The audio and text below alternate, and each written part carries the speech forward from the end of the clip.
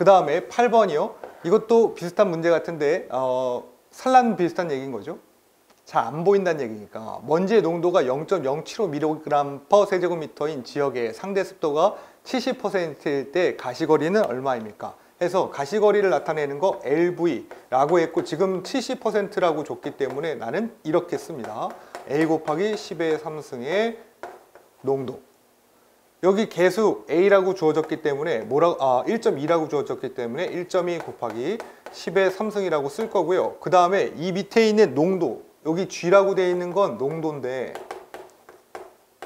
단위를 꼭 뭐라고 쓰셔야 되냐면 마이크로그램 퍼 세제곱미터로 쓰셔야 합니다. 근데 주어진 게 0.075mg 퍼 세제곱미터이기 때문에 7.5 마이크로그램 퍼 세제곱미터로 바꾸셔야 하겠네요. 이거 단위 바꿀 필요 있어요? 이거랑 맞출 필요가 없는 겁니다. 경험식이기 때문에 그냥 제시될 얘네들이 이게 규정된 그 농도로서 바꿔주시기만 하면 됩니다. 만약에 70% 이하야 가시거리가 이럴 때 쓰는 건 LV 미터라고 얘기하고 5.2 곱하기 로우 P 곱하기 K 곱하기 C 이렇게 쓰는 거였죠. 여기에 로우 P 입자의 밀도 단위는 항상 그램 퍼 세제곱 센티미터 넣어야지 되고요. 얘는 반경인 거죠. 입자의 반경은 마이크로미터의 단위로 꼭 넣어 주셔야지 되고 분산의 면적비죠. K는 이거는 줍니다. 그 다음에 C는 농도인데 항상 단위가 그램 퍼 세제곱 미터로 돼야지 됩니다. 그래서 여기 두 개 다 정리를 하셔야 돼요. 상대 습도가 70%일 때는 위의 공식을 쓰시고 상대 습도가 70% 이하일 경우에는 지금 있는 이 밑에 공식을 쓰게끔 되어 있습니다. 그런데 제가 지금 요거에 오타가 있네요. 그래서 정답은 16km인 2번이 정답이 됩니다. 그 다음에 9번이요. 이건 너무 쉬운데 바닷물에 물보라. 그래서 1차 오염물질 NaCl인 거죠. 이거랑 같지 않은 거 뭐 NOCl. 이거는 염화 니트로실이라고 불러서 어떤 거 2차 오염물질이었죠. 얘는 1차 오염물질. 자주 언급됐던 내용이니까 네, 이거는 맞추셨을 거라 봅니다. 자, 10번입니다. 픽의 확산 방정식에 대한 것들이 나와 있네요. 실제 대기에 적용시키기 위해서 세우는 가정 조건들을 세우는데 거기에 거리가 먼 것은 무엇입니까? 라고 되어 있습니다. 이것도 자주 보셨던 문제들입니다. 결국 픽이라는 사람은 어떻게 한 거예요? 여기다가 만약에 물에다가 잉크 한 방울로 떨어뜨리면 자동적으로 어떻게 됩니까? 확산이 조금씩 되죠. 그러니까 그러면 농도에 어떤 변화가 생길 거라 생각을 했기 때문에 어떤 굴뚝에서부터 연기의 확산이라고 하는 것은 항상 이런 식으로 풍하, 그러니까 바람의 아래쪽으로 X축으로 어떤 것들은 다 이동을 하는 것으로 가정을 해놓고 그 다음에 항상 점 오염원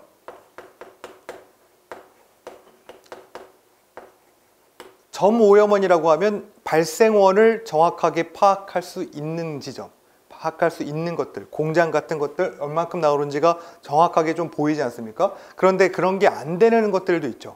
농장의 폐수 같은 것들이라든지 강우 이런 것들은 전부 다 이제 그 오염물질의 어떤 정량을 측정하기가 어렵죠.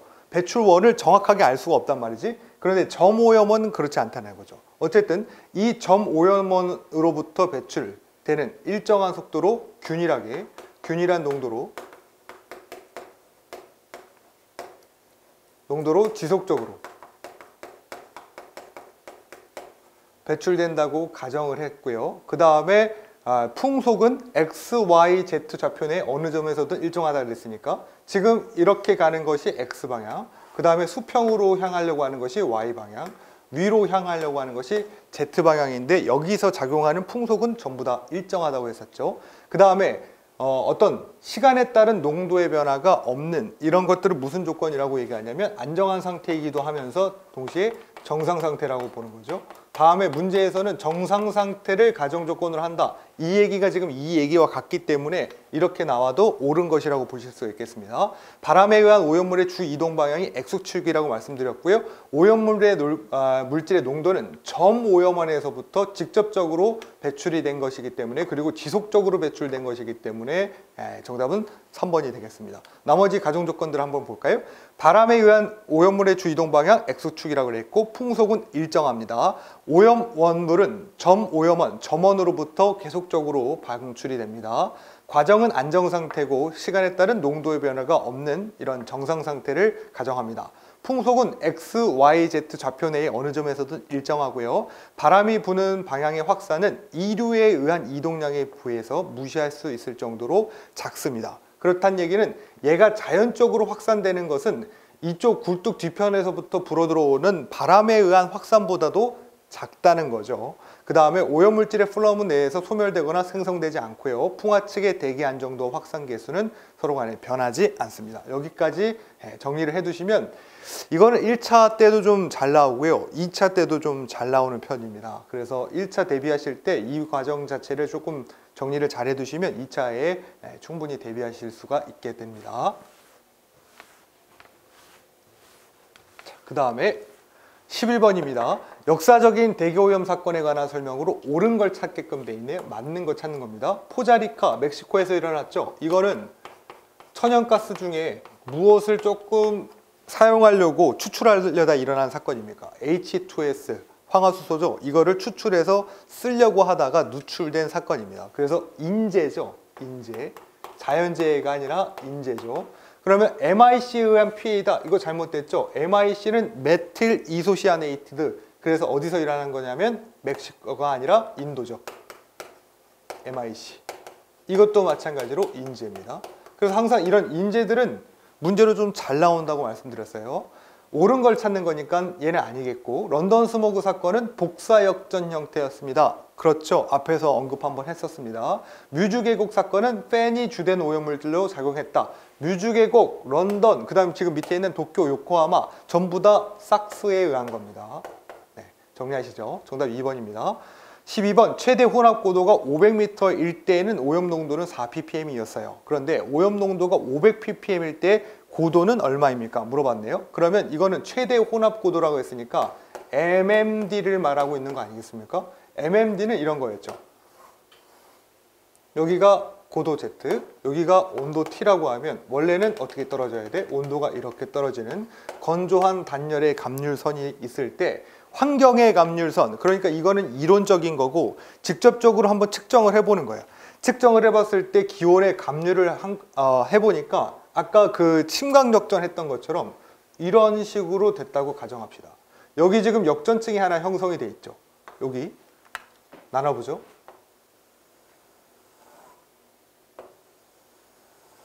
이러면 여기가 역전층인 거지.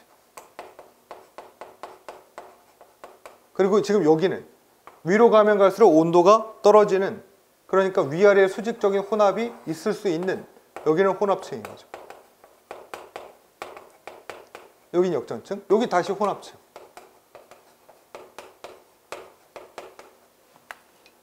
이러면 혼합고는 있는 거죠. 위아래 지금 혼합이 되는 혼합층이 존재하니까 혼합고는 있는데, MMD라는 건 뭐예요? 지금 있는 이 건조단열 감률선하고 제가 노란색으로 그린 환경 감률선이 만나는 지점.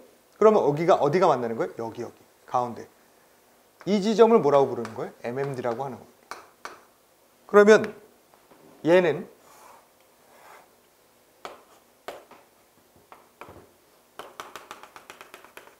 이거 건조단열 감률선. 만약에 복사역전, 방사성 역전일 때는 환경 감률선이 어떻게 간다고요? 위로 가면 갈수록 온도가 오히려 증가하는 현상이 일어날 수 있다고요. 지금 혼합층이 존재할 수 있나요? 없나요? 여기 혼합층이 존재할 수가 없단 말이지. 올라갈수록 온도가 이미 올라가니까 여기가 밀도가 가볍고 오히려 여기가 밀도가 무겁기 때문에 위아래 어떤 혼합이 일어날 수가 없단 말이죠. 그런데 뭐는 존재할 수 있어요? 이 가운데 MMD. 네, 요거는 존재할 수 있단 말이지. 이럴 때 이 혼합고와 그 다음에 MMD, 이걸 통해서 농도를 계산하는 게 있었는데 어떻게 계산하는 거였냐면 C2는 C1 곱하기 MMD1, MMD2의 3승 이렇게 하기로 했었어요. 자, 이 얘기가 뭐냐면 이것과 이게 똑같은 식인데 이거 삼승. H를 혼합고의 높이라고 보면, 혼합이 일어날 수 있는 높이라고 보면 높이는 길이죠. 길이의 단위 아닙니까? 길이에다가 3승을 하게 되면 뭐의 단위가 나와요? 부피가 나오죠. 그러니까 이 공간 내의 부피가 커지면 커질수록 농도는 어떻게 돼야지 돼요? 옅어져야 되죠. 무슨 얘기야? 자, 보세요. 여기 지금 혼합층이 있어요.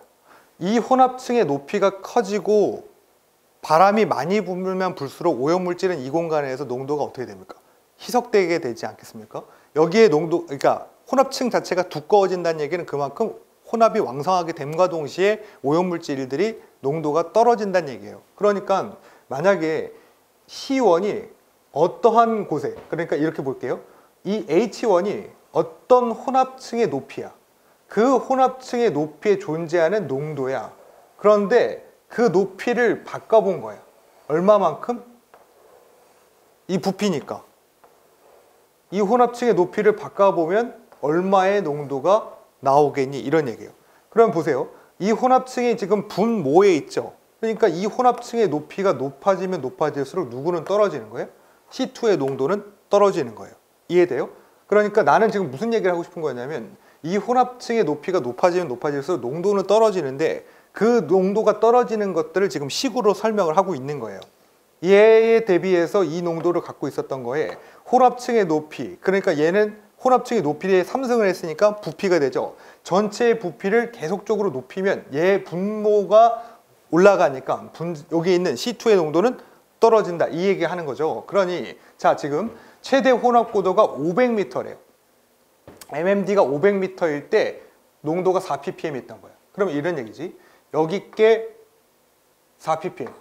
그 다음에 혼합 고도가 500 이었어. 그런데 오염 농도가 만약에 500이면 얘 얼마냐 이겁니다. 그렇죠? 그러면 이거 다 이항시키면 되는 거죠.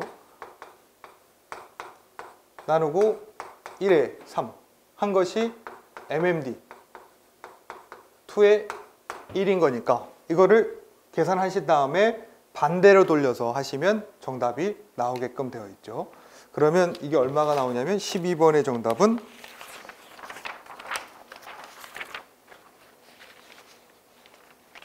100m가 나온다고 되어 있네요. 네, 정답 2번입니다.